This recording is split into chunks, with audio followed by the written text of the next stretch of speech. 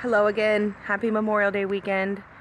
I had to do a part 2 to this video because I had to put the baby down to bed tonight. She's not feeling very good, so we had to give her a bath and get her put down. So she's doing better now and she's sleeping. She's knocked out cold. It's great. Yep, doing good.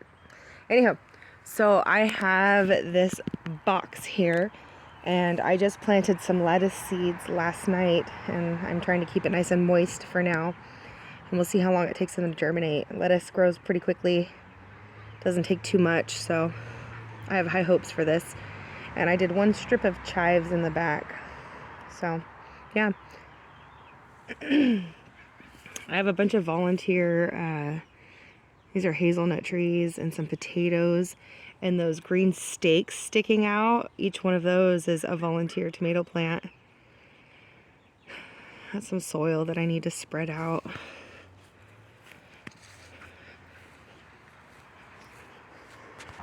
I have a third blueberry bush, and you can see we are starting to get little blueberries all over. I don't have high hopes for this one doing much this year because it did a lot last year. So the other two I expect quite a bit because they tend to do every other year greatness. So we've got lots of pepper plants. This is our pepper row in these yellow boxes here, and then we got our raspberry stuff going on over here. These are going to be amazing. Look at how gorgeous these raspberries are. Lots and lots of raspberries. This place right here, this area is so not maintained right now. But I have some mint hidden in here. Look at that. This stuff is amazing. And you know how you can tell that it's mint?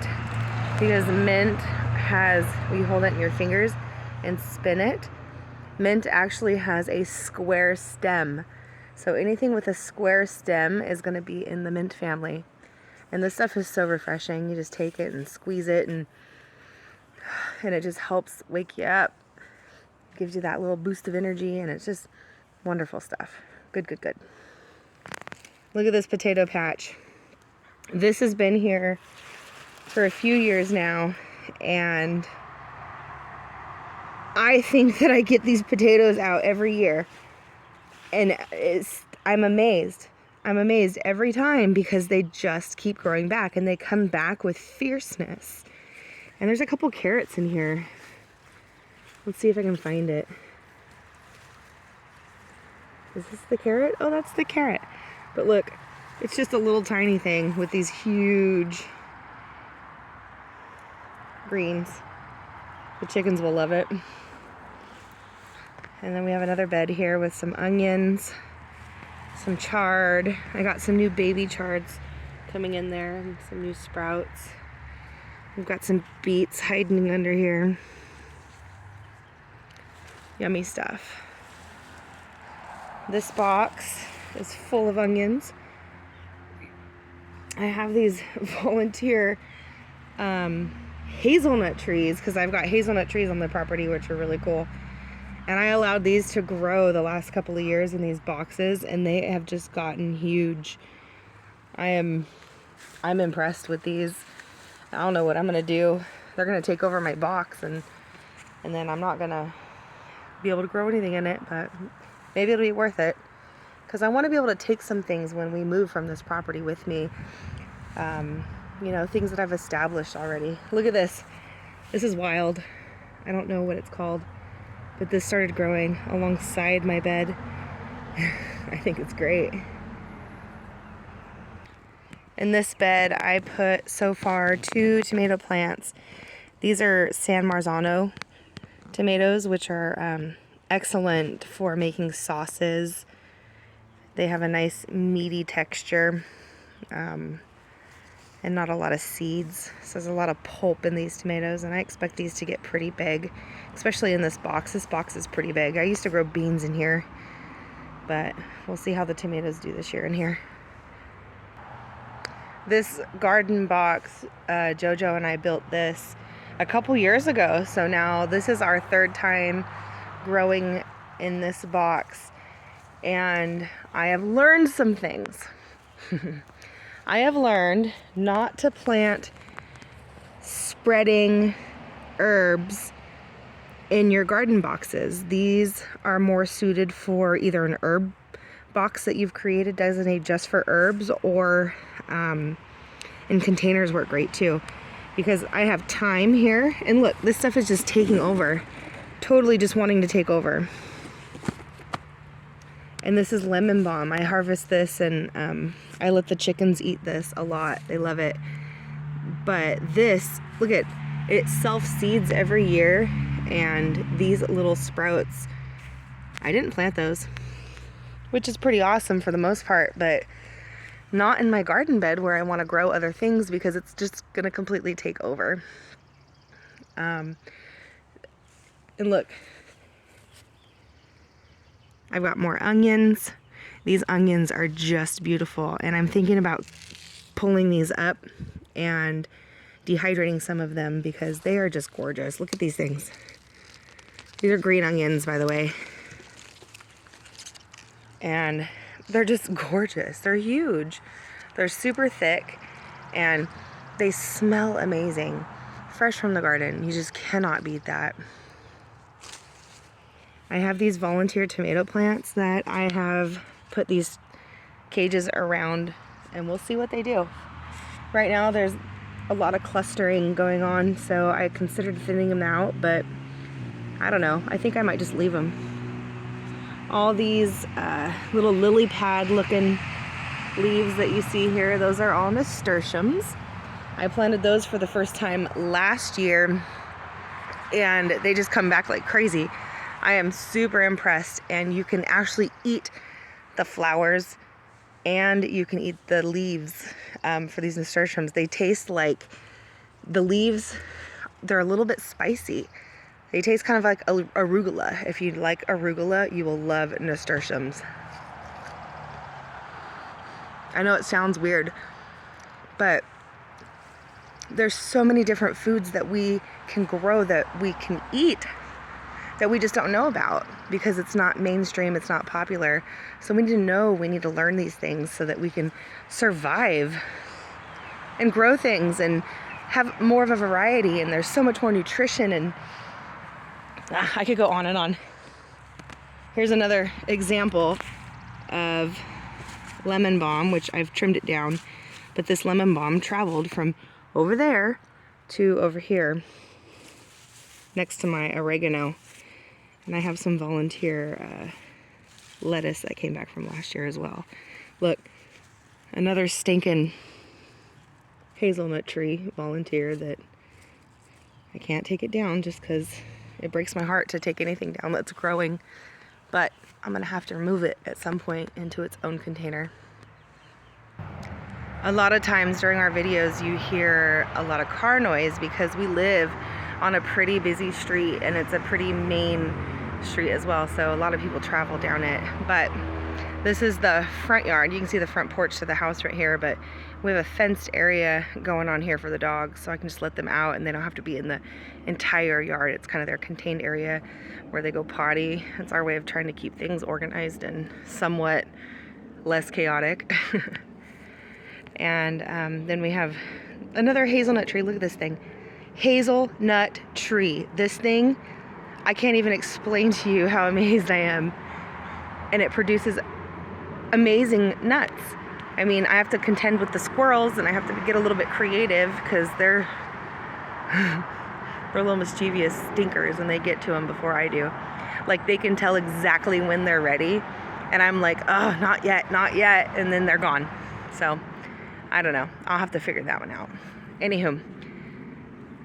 And then this is that main road all along our fence line. We lined this janky ass fence with some fencing material just to help secure it for the dogs, but it is quite a long fence. Yeah. And that's the main road. But my most prized box is this box here.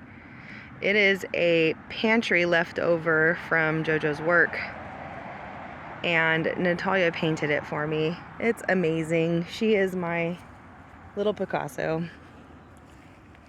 It is crazy, but I love it. And we planted kale. All different kinds of kale. How many? 1, 2, 3, 4 different kinds. And I've been picking this for a while now. You can see all these plants. Look at this. Chickens love it. I went ahead and snuck some peppers in between the kale, and I have a cabbage here, a couple cabbages over here and on the ends. And then I snuck in a tomato plant here. These are sun gold tomatoes. These are gonna be smaller, sweet. These are the ones that you can just come out here and when they're hot in the sun, you pick one off the vine and you munch on it. It's just that sweet, yummy, juicy, golden tomato. In front of my most glorious favorite gardening box ever, I have a row of tomatoes that are extremely neglected that need to get in soil desperately. But my plan is to turn this dog pen into some sort of tomato cage. So I need to figure that out. And that's my plan with that and all these tomatoes. There's 1, 2, 3, 4, 5, 6, 7, 8. A couple of these I bought, I think, but most of them I got for free with my purchase at McClendon's. Then last but not least is my messy potting / greenhouse area. I am in the process of going through this right now, so it is a mess. This greenhouse was a gift from Miss Riva. Thank you so much, Miss Riva. I've used it for a couple years now and it's still holding up. So right now it's kind of a combination of a germination station and storage. Right now Natalia uses it for her chalkboard coloring and whatnot when it's raining outside, but it hasn't been raining as much lately, so we should take it out.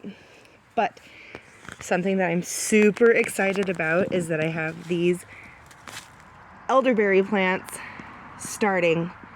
Look at all those starts. So I received these sticks in the mail in a plastic bag wrapped with the ends of them were wrapped with some wet paper towels, and then inside the plastic bag, and they were shipped to me from New York. And I stuck these suckers in dirt, and I've been keeping them wet, keeping them watered, and look at this. Look at, they're actually growing. They're growing. I had 8 plants, and 6 of the 8 have rooted, and they're gonna grow. So we'll see. I have some more seed starts that I've been doing, but they're not really that great, so we won't talk much about that.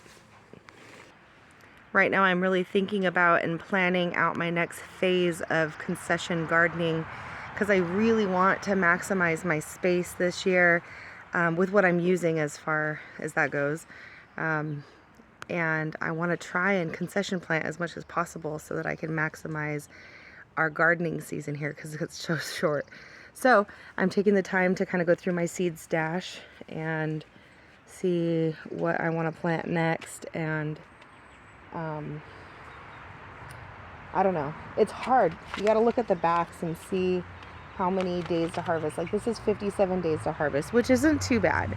That's a couple of months, so I can handle that. And this is summer squash, so I'm going to be planting some summer squash. I should have already done this, but I haven't. I've been doing a lot of other things. You know, that's how it goes sometimes, which is okay. It doesn't have to be perfect, guys. As long as you're trying, as long as you're striving to be better, and you're moving forward for the next good thing. And, you know, it's hard. It's very hard, but you can do it. Just try to grow something simple. You know, I started out with like an herb garden, and now my herb garden is turned into this little palette project that you see back here.